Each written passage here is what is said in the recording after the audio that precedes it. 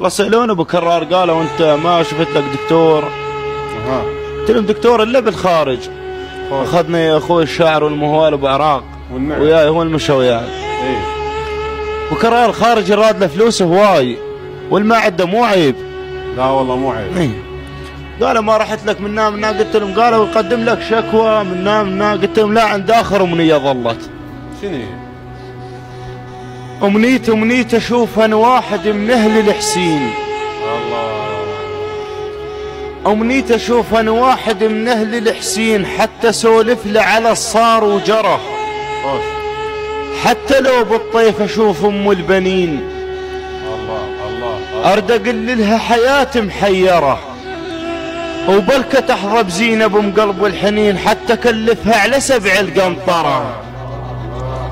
وبلكة تحظى بزينب ام قلب الحنين حتى كلفها على 7 القنطرة.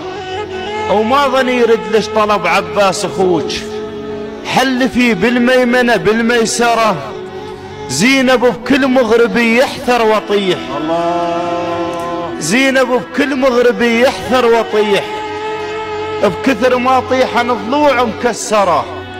هو لي كضونه من نيده يسير يعني انا كل يوم روح ميسرة.